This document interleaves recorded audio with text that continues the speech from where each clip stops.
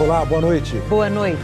12 estudantes morrem no acidente entre um caminhão e um ônibus em São Paulo. O Supremo Tribunal Federal dá poder de polícia a guardas municipais de todo o país. A delação de Mauro Cid em áudio e vídeo. O ex-ajudante de ordens conta que repassou a Jair Bolsonaro $86 mil da venda de joias. A gente não ficou com nem eu, nem meu pai, nem Crivellari, então ninguém ficou com nenhum centavo, tudo preso mesmo.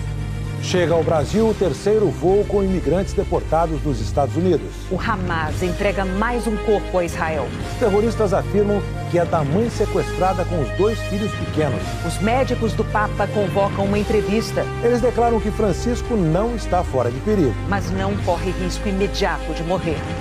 O Jornal Nacional está começando. Um acidente envolvendo um caminhão e um ônibus matou 12 estudantes universitários no interior de São Paulo. O motorista da carreta está preso.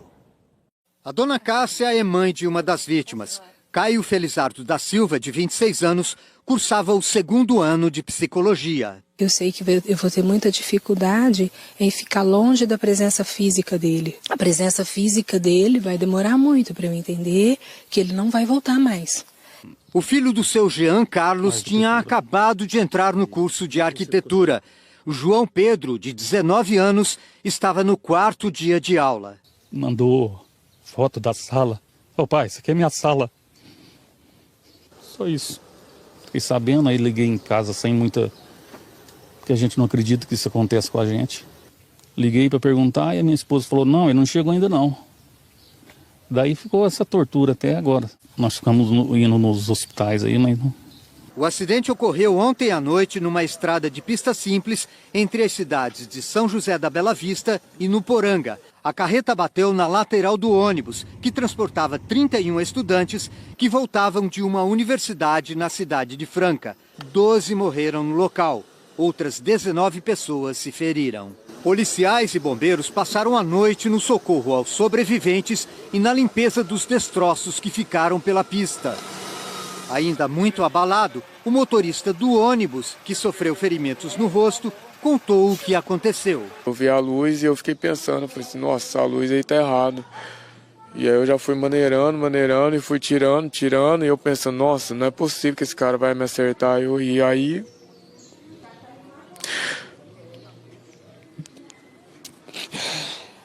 Ele e os outros feridos foram levados para a Santa Casa de São Joaquim da Barra. Os corpos dos 12 estudantes estão no IML da cidade. Segundo a polícia, depois do acidente, o motorista do caminhão se escondeu num canavial, mas acabou preso. O exame do bafômetro deu negativo. Ainda no local, ele deu a versão dele sobre o acidente. Eu vim ali, perdi no buraco ali e saí fora. Sai fora, você fala? Saí fora, não passei na Valetice, deu aquela galandeada, ele voltou e pegou um ônibus na linha. O delegado de São Joaquim da Barra indiciou o motorista do caminhão por omissão de socorro, lesão corporal e homicídio culposo, sem intenção de matar. Como parte da investigação, a polícia também vai ouvir o motorista do ônibus e os 17 estudantes sobreviventes. Em razão dele estar trafegando de forma imprudente e em zigue-zague na pista, pode até caracterizar homicídio doloso.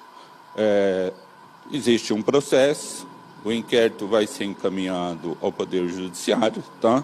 E aí, juntando todas as provas, aí que a Justiça vai decidir realmente qual o crime que ele cometeu. A Prefeitura de São Joaquim da Barra e o Governo de São Paulo decretaram luto oficial de 3 dias. A polícia concluiu a investigação sobre o caso do bolo envenenado no Rio Grande do Sul. Os inquéritos apontaram que Deise Moura dos Anjos causou a morte de 3 pessoas da família do marido em dezembro do ano passado e que também envenenou o sogro 3 meses antes com a mesma substância, arsênio. A polícia constatou que Deise se enforcou semana passada na penitenciária onde cumpria prisão temporária. Por isso, o Ministério Público deverá pedir o arquivamento do caso. O Supremo Tribunal Federal autorizou as guardas municipais de todo o país a atuar como polícia. A partir dessa decisão, as guardas municipais de todo o Brasil passam a ter a possibilidade de atuar em ações de policiamento ostensivo, comunitário e também fazendo prisões em flagrante, desde que os municípios estabeleçam leis para isso. Pelo entendimento do Supremo, as guardas, que serão fiscalizadas pelo Ministério Público, devem atuar em cooperação com as polícias civil e militar, mas não terão poder de investigação. O tema chegou ao STF depois que o Tribunal de Justiça de São Paulo negou um pedido da Prefeitura da capital para que a Guarda Civil Metropolitana pudesse atuar em ações ostensivas. O ministro Luiz Fux, relator do caso, disse no voto que as forças municipais fazem parte do sistema de segurança pública e que os municípios também devem ter competência para legislar sobre a atuação das polícias. 8 ministros acompanharam o relator. Nós vivemos uma crise muito grande de segurança pública. Até essa cooperação é importantíssima. Não é uma carta de alforria, porque cada uma tem a sua atribuição, mas no afã de cooperar, essas forças podem ajudar muito nessa crise de segurança pública que hoje nós vivemos. Os ministros Edson Fachin e Cristiano Zanin divergiram, alegando que já existe uma lei municipal em São Paulo sobre o assunto, o que invalidaria a necessidade do tema ser julgado pelo Supremo. Ambos também votaram no sentido de estabelecer regras mais específicas para o policiamento das guardas, mas foram votos vencidos. O que eu acho necessário delimitar é a possibilidade ou não das guardas municipais realizarem buscas pessoais e domiciliares naquilo que extrapolar a questão dos bens, serviços e instalações. Então, esse é o meu ponto central. Se não, nós estamos, na prática, equiparando as guardas municipais às polícias militares. A decisão acontece no momento em que as duas maiores cidades brasileiras, São Paulo e Rio, discutem novas atribuições para os agentes municipais na segurança pública. Aqui no Rio, essa semana, o prefeito Eduardo Paes, do PSD, enviou para a Câmara de Vereadores um projeto que cria a Força de Segurança Municipal do Rio. A proposta prevê que os agentes usem armas de fogo e atuem principalmente para coibir roubos de rua. A força será estruturada para atuar na prevenção de pequenos delitos, na resolução consensual de conflitos e na proteção do patrimônio público municipal, funcionando como elo entre a sociedade e as forças de segurança estaduais e federais. A decisão de ontem do STF não fala diretamente sobre armas de fogo, tema que já foi tratado em 2021, quando o Supremo autorizou o porte e o uso em serviço para todas as guardas municipais do Brasil. Desde a sua criação em 1986, a Guarda Civil Metropolitana de São Paulo usa armas nas ruas. Hoje, o prefeito Ricardo Nunes, do MDB, anunciou que pretende mudar o nome da guarda para Polícia Metropolitana ou Polícia Urbana. Esse trabalho vai fazer com que o trabalho conjunto, sempre conjunto, da Guarda Civil Metropolitana, que passará a ser Polícia Metropolitana, junto com a Polícia Militar e a Polícia Civil, reforça a segurança da população aqui de São Paulo, para quem vive, para quem visita e para quem trabalha aqui na cidade de São Paulo. Em novos trechos da delação premiada, o tenente-coronel Mauro Cid deu a versão dele de como foi a operação para recomprar joias que Jair Bolsonaro recebeu durante a presidência. O desvio e a venda de joias recebidas pelo governo brasileiro como presentes de outros países são investigados em um outro inquérito da Polícia Federal. A PF indiciou o ex-presidente Jair Bolsonaro e diversos aliados e a Procuradoria-Geral da República está na fase final de análise do inquérito para decidir se apresenta ou não uma denúncia contra os investigados. Na delação, o ex-ajudante de ordens de Bolsonaro, Mauro Cid, confirmou que todo o dinheiro arrecadado com a venda das joias tinha de ser entregue a Jair Bolsonaro. 2 relógios foram vendidos por $68 mil e um kit de joias por $18 mil. A gente não ficou com nem eu, nem meu pai, nem Crivellari, nem Câmara. Ninguém ficou com nenhum centavo, tudo o presidente. O senhor sabe onde que o presidente guardou esse dinheiro? Não, assim, eu sabia que ele deixava jogado numa gaveta que ele tinha, mas assim, nunca... Na casa dele? Na casa dele. E o dinheiro foi entregue em dólar. Ele recebeu todo o montante em dólar. Mauro Cid também falou sobre a operação para a recompra de um dos relógios recebidos por Bolsonaro, quando o Tribunal de Contas da União começou a questionar se o ex-presidente poderia ficar com os presentes. Cid disse que foi pessoalmente aos Estados Unidos e pagou o dobro do valor que tinha recebido pela venda. E aí eu informei para eles aonde eu tinha vendido as joias. Né, onde eu tinha vendido as joias. Os demais. Isso. E aí eles foram lá, só que eles não conseguiram encontrar. Porque eu não lembrava onde era a loja, fisicamente. Entendi. Eu não lembrava onde era a loja fisicamente. E aí eles procuraram e falaram, Cid, não tá achando. E aí, acho que foi no domingo ou num sábado, o Coronel Câmara falou, Cid, só você que pode ir lá. Você é o único que sabe onde tá. Foi aí que eu comprei uma passagem. Comprou do seu dinheiro? Do meu dinheiro. Tá. No próprio domingo mesmo, falei, então não vou lá. Né? Peguei um domingo de manhã, da noite, peguei um voo para Miami, cheguei em Miami cedinho, fui na loja, recomprei e voltei. E isso chega o vendedor que eu tinha me vendido. Aí eu queria recomprar o que... Ele, pô, mas eu já vendi. Falei, mas eu preciso de volta. Aí então, tá bom, deixa eu ver, deixa eu tentar conseguir de volta. Aí ele trouxe o valor de $35 mil. O dobro do que você tinha pago. O dobro que eu tinha pago. Aí eu liguei pro Coronel Câmara, falei, pô, Coronel, 35 mil, e agora? Tem dinheiro? Como é que vai fazer? Aí ele falou assim, e aí, você tem dinheiro? Não tem? Eu falei, não, tem dinheiro na minha conta. Eu falei, pô, Coronel, tem dinheiro, então compra que depois a gente acerta. Aí eu fui até o Banco do Brasil, liguei pro meu gerente, falei, cara, tô precisando de $35 mil. Aí o gerente foi, saquei o dinheiro, fui, paguei. Sacou em espécie? Espécie, cash. Né, paguei e peguei os bens.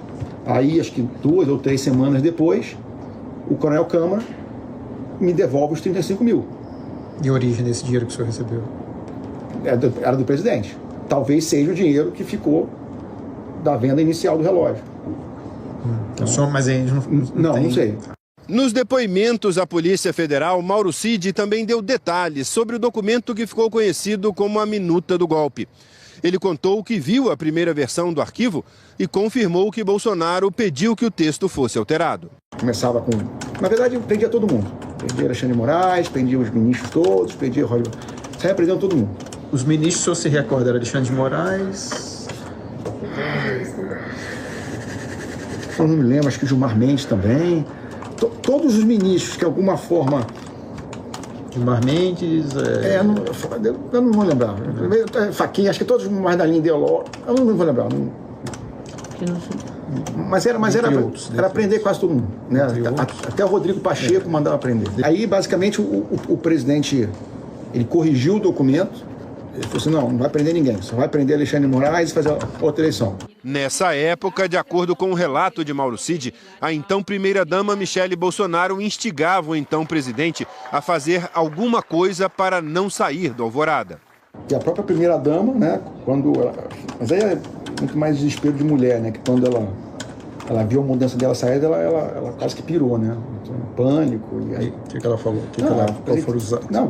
Ela falava que a gente tinha que fazer uma coisa,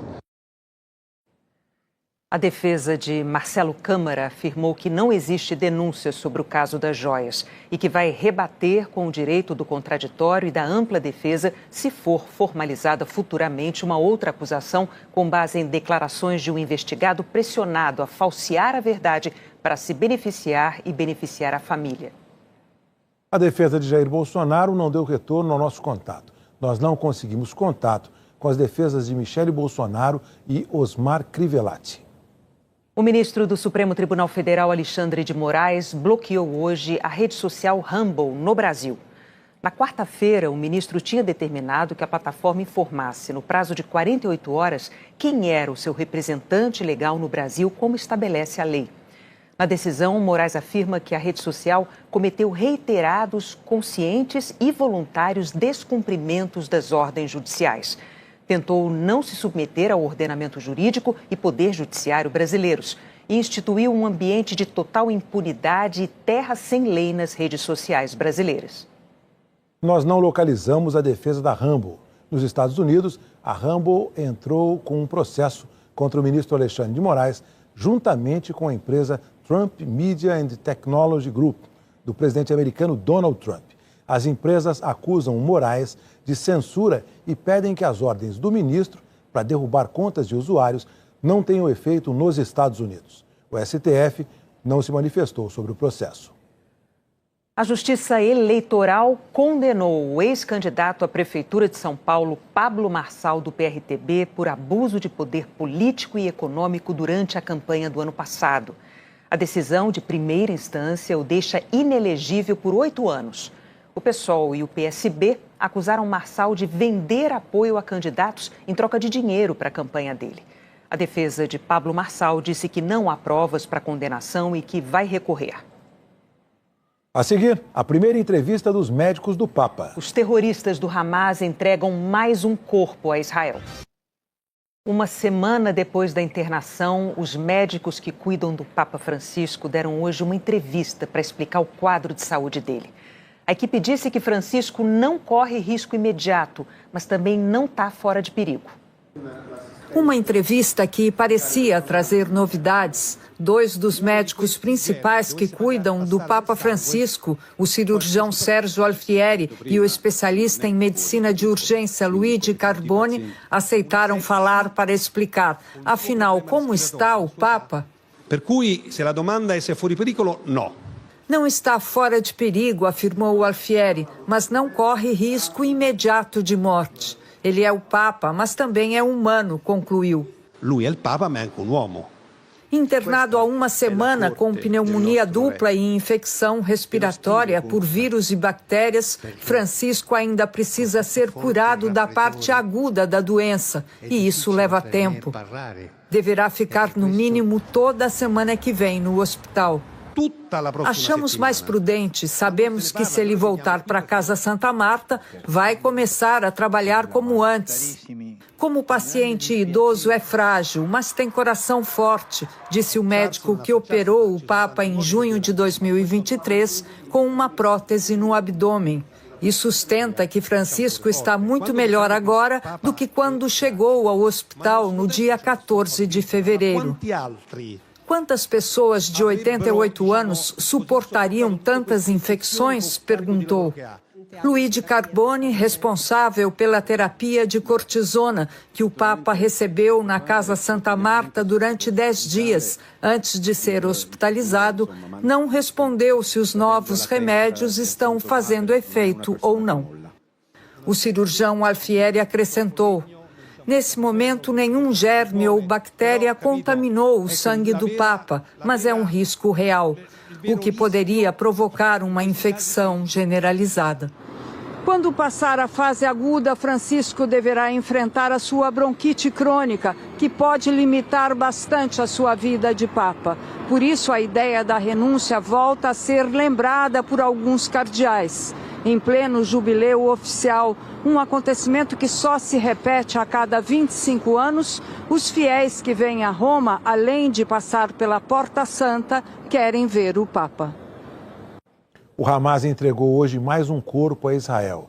Seria da refém sequestrada com os 2 filhos pequenos.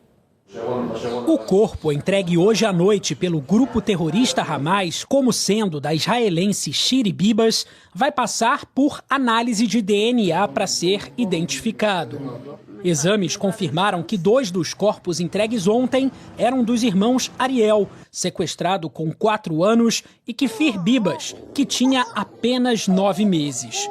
Mas a perícia revelou que o terceiro corpo não era o da mãe deles, Shiri Bibas, e sim de uma mulher da faixa de Gaza.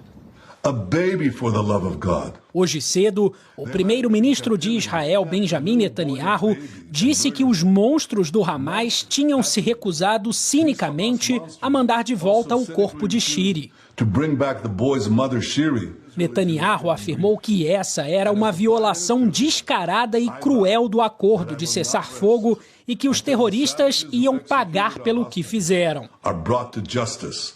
O caso gerou revolta e tristeza. É como se estivessem fazendo piada da gente. É tão doloroso, desabafou essa israelense. O caso trágico da Shiri significa que mesmo para os mortos não há tempo a perder. A cada dia fica mais difícil encontrá-los, disse o pai de outro refém apontado como morto.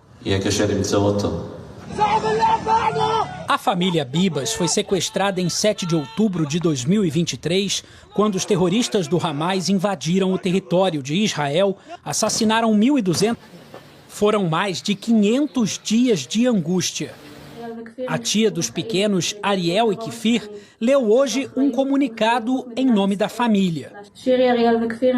Meus queridos sobrinhos foram levados vivos de casa e assassinados por uma organização terrorista cruel enquanto estavam em cativeiro. Eles não mereciam esse destino. O grupo terrorista Hamas diz, sem evidências, que tanto os meninos quanto a mãe deles teriam morrido num bombardeio israelense que atingiu reféns e palestinos. Por isso, os restos mortais de Shiri teriam se misturado com o de outras pessoas. Israel nega.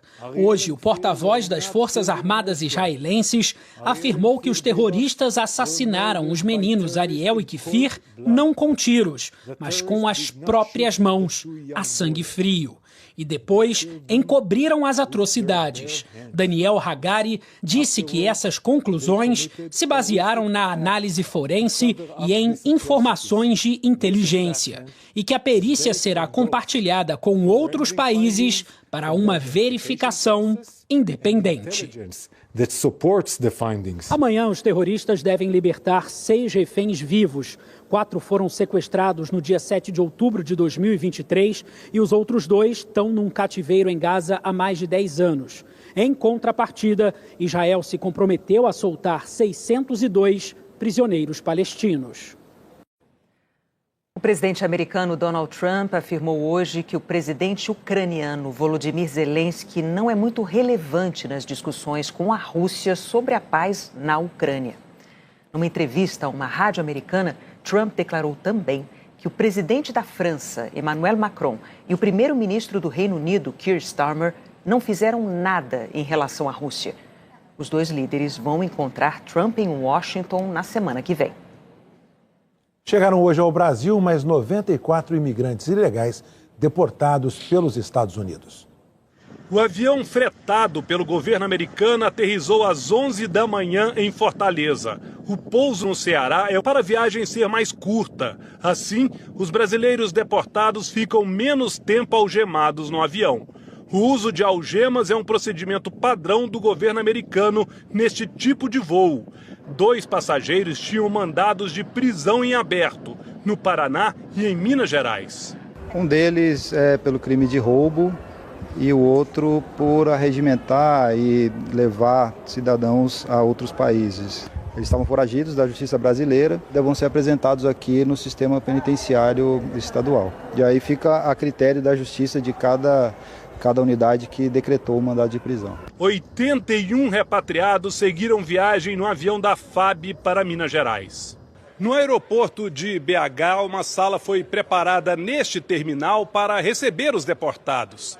A recepção foi feita por equipes do Serviço Social e por um representante do Ministério dos Direitos Humanos. Aqui no aeroporto a gente dá toda a orientação para que eles tenham um retorno seguro até suas residências. Uma vez essas pessoas sendo repatriadas, elas terão o pleno direito de serem acolhidas com dignidade e garantidos seus direitos. A gente vê algemado, sem comida, sem água, trataram a gente super mal, a gente pediu para a gente poder ir no banheiro, não deixaram a gente ir no banheiro. Assim que a gente chegou aqui já foi um tratamento totalmente diferente. Considerando os 3 voos até agora, o número de imigrantes ilegais brasileiros repatriados na administração Trump chega a 293.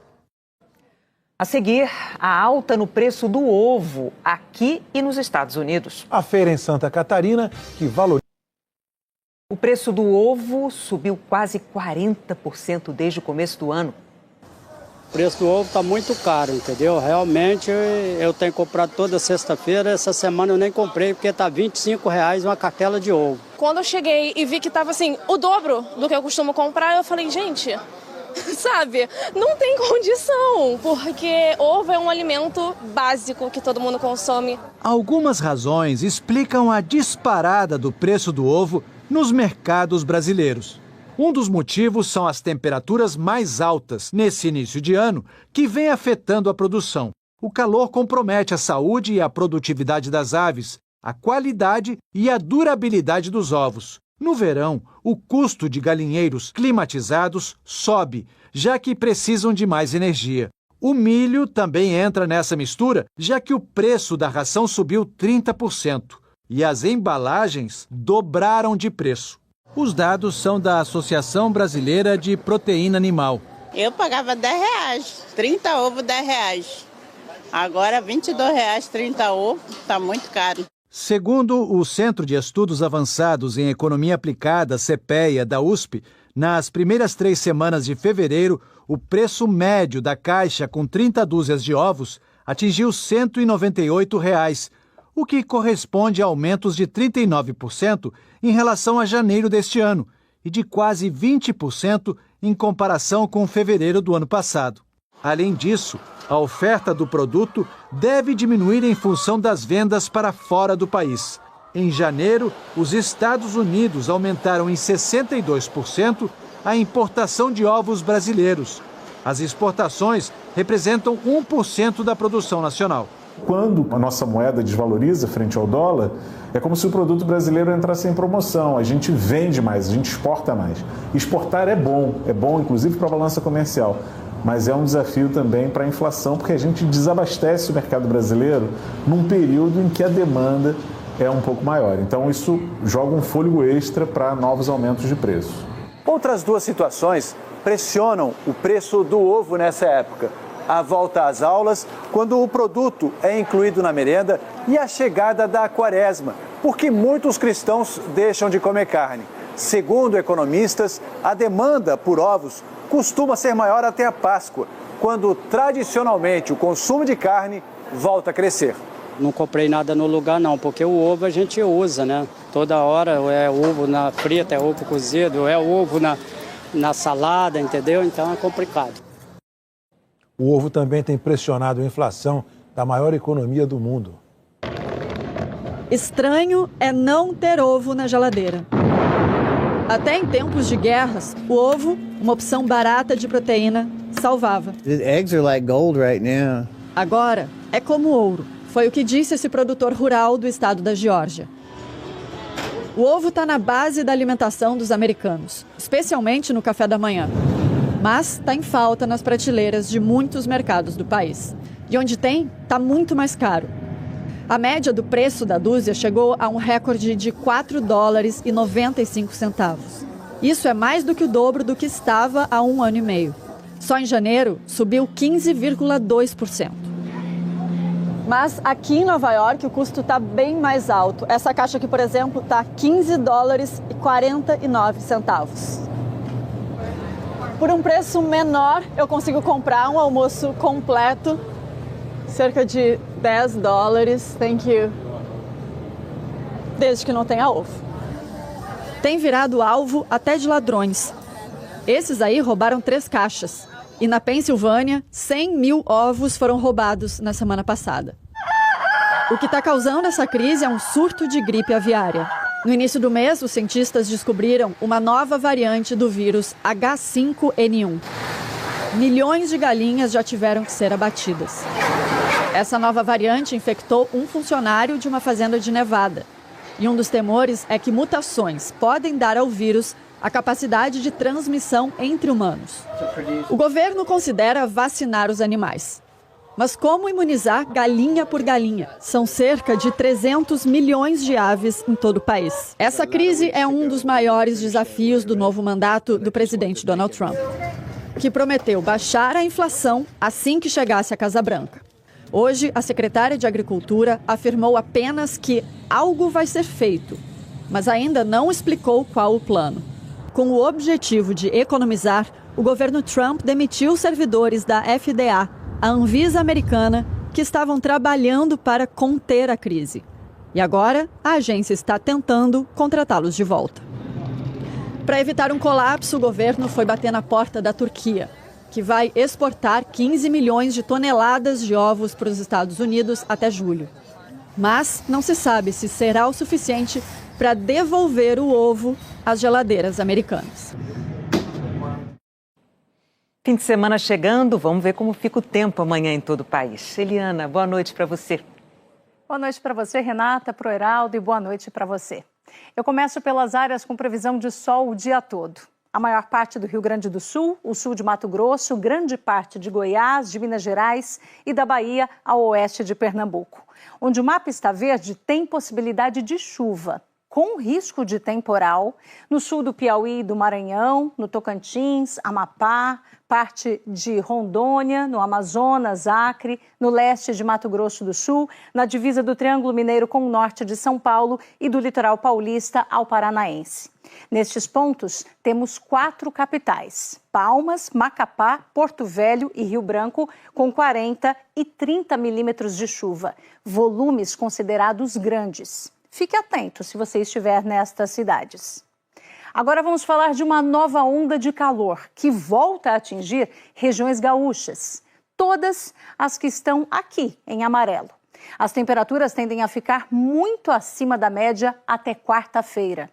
Amanhã, em Porto Alegre, máxima de 33 graus, exatamente como em Salvador. Esquenta mais em Belo Horizonte, 34, em Goiânia e Cuiabá, 35, e no Rio de Janeiro, 36 graus. Boa Vista deve ser a capital mais quente no norte, com 32. Em Belém, 31, a mesma temperatura de São Paulo, que tem probabilidade de chuva forte, mesmo que isolada. A Defesa Civil emitiu o boletim avisando sobre chuvas intensas na região da capital paulista, da Baixada Santista ao litoral norte, nos vales do Paraíba e do Ribeira e na Serra da Mantiqueira. E tem outro motivo para se preocupar: o índice ultravioleta, que tem chegado ao nível extremo, em roxo, em grande parte do país. Neste fim de semana, fica assim do litoral leste nordestino a Santa Catarina. Na praia catarinense de Bombinhas, por exemplo, os termômetros devem chegar aos 31 graus, com sensação de 33. Mar calmo, ondas de 1 metro e ventos de 20 km por hora para refrescar. Índice UV o mais alto possível. Para encerrar, Porto Alegre e Rio a partir de domingo. A capital gaúcha vai aos 37 graus no meio da semana que vem. E deve passar o Rio, que ficará nos 35 e nos 36 graus. Renata e Heraldo. Obrigada, Eliana. O ministro da Fazenda, Fernando Haddad, afirmou hoje que o governo vai editar uma medida provisória para liberar cerca de 4 bilhões de reais em crédito extraordinário para o Plano Safra. O Plano Safra atende pequenos, médios e grandes produtores. Algumas linhas de crédito tinham sido suspensas ontem, porque o governo e o Congresso Nacional ainda não chegaram a um acordo para aprovar o orçamento deste ano. Em Santa Catarina, uma feira agrícola apresenta novas tecnologias para pequenos e médios produtores rurais. Faz tempo que a agricultura não é mais a mesma.